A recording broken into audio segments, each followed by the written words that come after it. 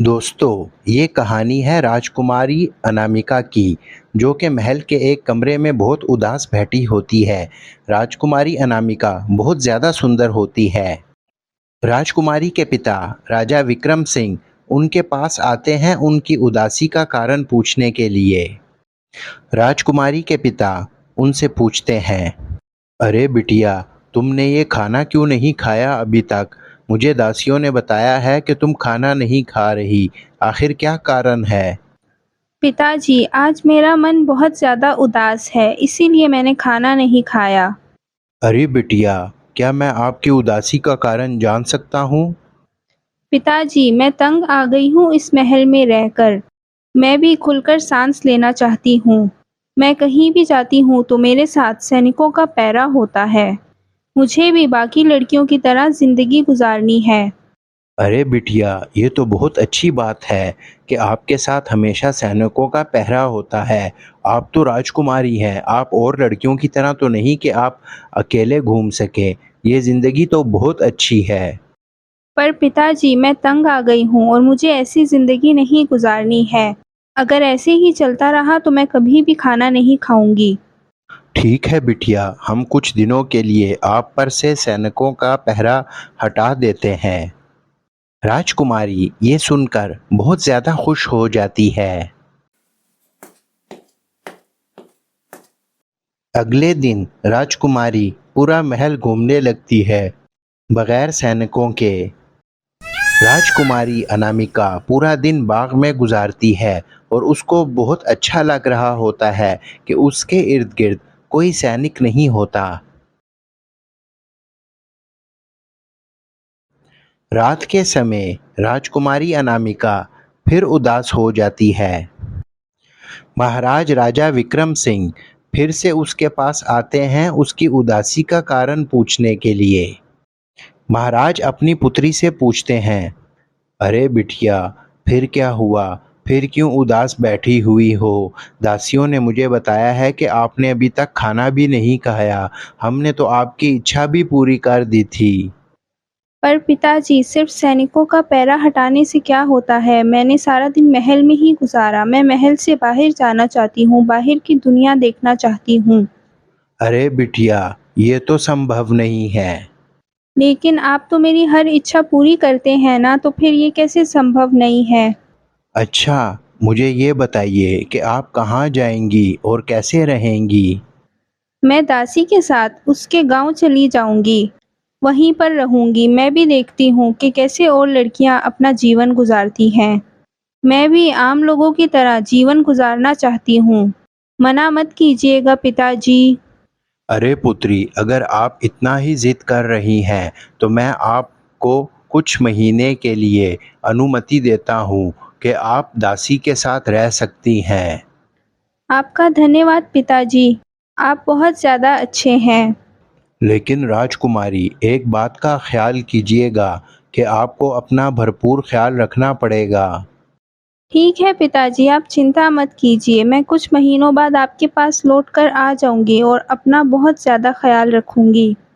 राजकुमारी अनामिका बहुत ज़्यादा खुश हो जाती है क्योंकि उसको अनुमति मिल चुकी होती है।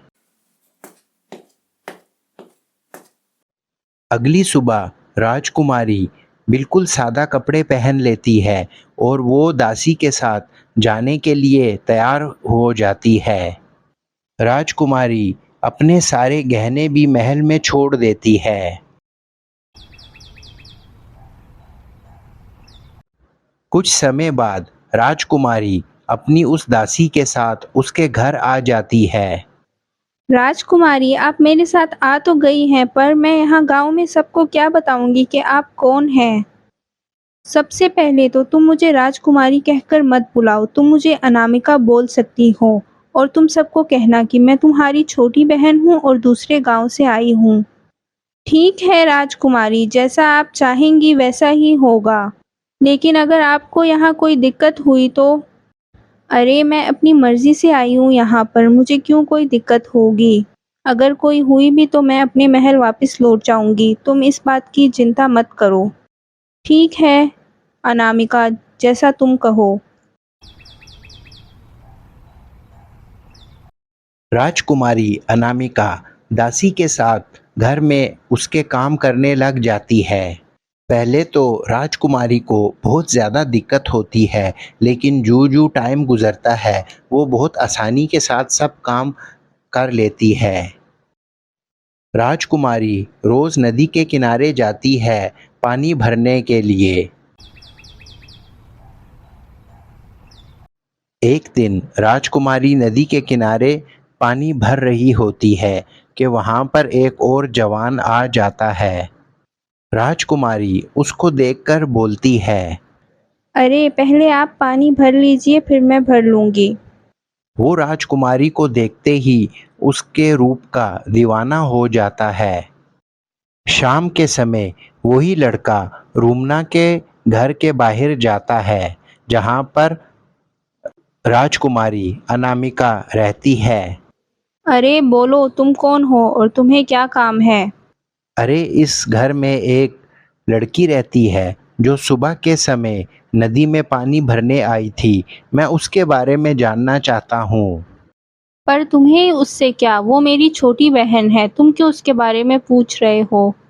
क्योंकि वो मुझे बहुत अच्छी लगती है और मैं उससे विवाह करना चाहता हूँ। अरे ऐसा बिल्कुल भी संभव नहीं हो सकता। अरे क्यों नहीं संभव हो सकता? भला तुम ऐसा क्यों कह रही हो? इसका कारण वो तुम्हें खुद ही बता देगी। वो लड़का बहुत निराश हो जाता है रूमना की ये बात सुनकर। अब जब भी राजकुमारी अनामिका नदी के किनारे पानी भरने जाती है तो वो लड़का वहीं पर पहले से मौजूद होता है। राजकुमारी अनामिका उसे रोज देखती है।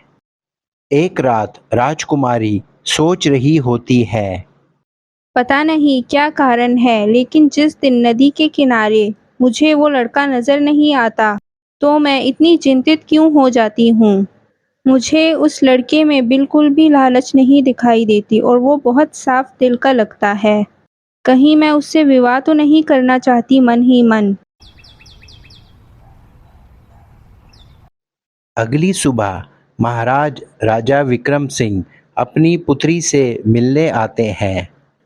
अरे आइए पिताजी, बताइए कैसे आना हुआ। अरे बिटिया, आप तो महल से जाते ही महल को भूल गई हैं। हम सबको आप बहुत याद आती हैं। मैं आपको यहाँ से वापस लेने आया हूँ। ये सुनते ही राजकुमारी अनामिका बहुत ज़्यादा उदास हो जाती है और कहती है।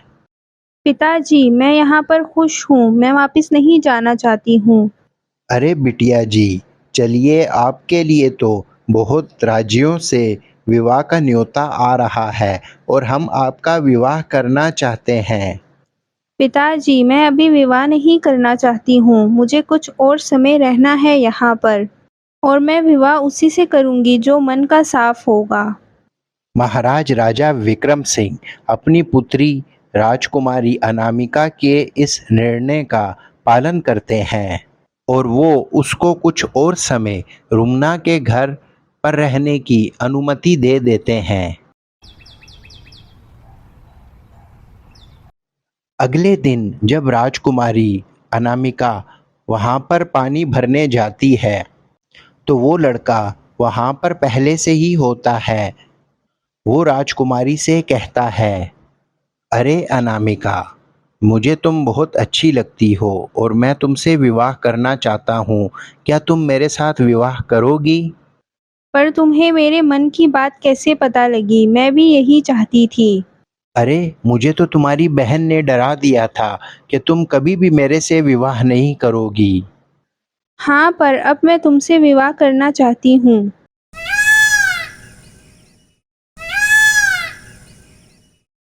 यूं ही दिन बीतते चले जाते हैं और वो दोनों रोज मिलते हैं। एक दिन वो लड़का राजकुमारी से कहता है। अरे अब हमें बहुत समय हो चुका है एक दूसरे से मिलते हुए और हम एक दूसरे को बहुत अच्छी तरीके से जान चुके हैं। अब हमें विवाह करना चाहिए। मैं अपने माता पिता को तुम्हारे घर भेजता हूँ। वो सब तो ठीक है, पर मुझे एक बात की चिंता हो रही है। मैंने तुमसे एक बहुत बड़ा सच छुपाया है। अरे, कैसा सच छुपाया है? मुझे बताओ तो सही। मुझे क्षमा कर दो, पर मैं एक राजकुमारी हूँ। मेरा नाम राजकुमारी अनामिका है और मैं राजा विक्रम सिंह की इकलौती संतान हूँ। मैं तुमसे कभी ये बात ना छुपाती, लेकिन मैं चाहती थी मेरा विवाह किसी साफ मन वाले इंसान से हो। अगर मैं एक गरीब लड़की का रूप ना धारती, तो मुझे पता ना चलता कि मुझसे विवाह करने वाला लालची है या मन का सच्चा है। क्योंकि राजकुमारी से तो सभी विवाह करना चाहते हैं, लेकिन तुम नहीं जानते थे कि मैं एक राजकुमारी हूँ, फिर भी तुम मुझसे विवाह करना चाहते थे। तो मुझे लगता है कि तुम्हारा मन बहुत ज़्यादा साफ है। मैं अपने पिता से बात करूँगी, तुम अपने माता-पिता को ले आओ। ये सुनकर वो जवान बहुत चौंक जाता है। उसके बाद वो बिना कुछ कहे वहाँ से चला जाता है और राजकुमारी उसको देखती रहती है, उदास मन के साथ। राजकुमारी यही सोच रही होती है कि उस जवान को उसका झूठ बोलना अच्छा नहीं लगा, इसीलिए वो हमेशा के लिए उसको छोड़ के चला गया है। राजकुमारी अब रोज पानी भरने जाती है, लेकिन वो जवान अब वहाँ पर दिखाई नहीं देता। राजकुमारी अनामिका रोज ही निराश होकर वापस आ जाया करती है। राजकुमारी बहुत ज़्यादा उदास रहने लग चुकी होती है और अब उसका कहीं पर कोई मन नहीं लग रहा होता।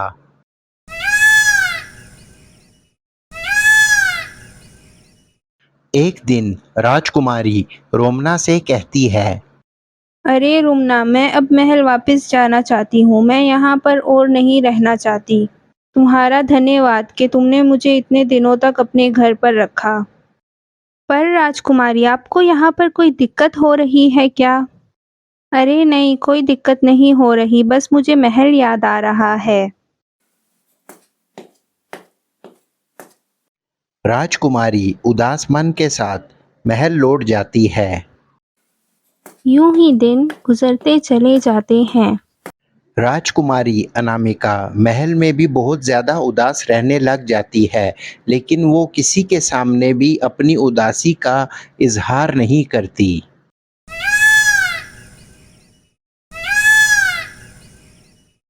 एक दिन महाराज अपनी पुत्री के पास आते हैं और उसे कहते हैं, अरे बिटिया, आपके लिए पास के राज्य से एक विवाह का न्योता आया है।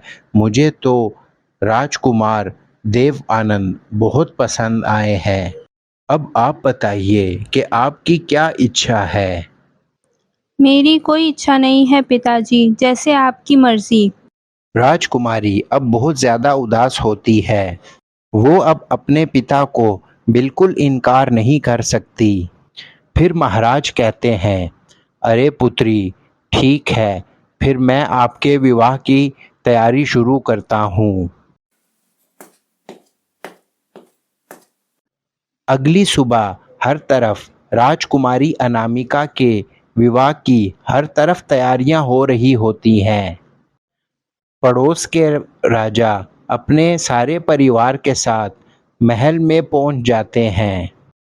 कुछ समय बाद दासी राजकुमारी अनामिका के पास आती है और उसे कहती है, अरे राजकुमारी, आपसे राजकुमार देवानंद अकेले में मिलना चाहते हैं। उनको आपसे कुछ बात करनी है। महाराज ने कहा है कि मैं आपको ये बता दूं।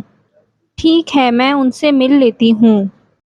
राजकुमारी अनामिका जब राजकुमार देव आनंद से मिलने जाती है तो वो चौंक जाती है। अरे आप यहाँ पर क्या कर रहे हैं? और ये राजकुमार के कपड़ों में आप कैसे आए? अरे राजकुमारी, मैं भी आपकी तरह एक राजकुमार ही था और मैं भी ऐसी लड़की की तलाश में था कि जो मेरे धन के लिए मेरे साथ विवाह ना करे। तभी मैंने एक गरीब लड़के का रूप धारा था और आपको विवाह का न्योता दिया था। मैं नहीं जानता था कि आप भी राजकुमारी हैं। लेकिन आप उस दिन बिना कुछ कहे क्यों चले गए थे? मुझे लगा आप सच्चाई जानने के बाद मुझसे विवाह नहीं करना चाहते। भला ऐसे कोई करता है क्या? मैं इसलिए गया था कि मुझे अपने राज्य लौटना था और अपने माता-पिता से बात करनी थी। तो क्या अब हमारा विवाह होने वाला है? जी हाँ, अब आपका और मेरा विवाह होने वाला है और इस तरह राजकुमारी अनामिका बहुत ज़्यादा खुश हो जाती है।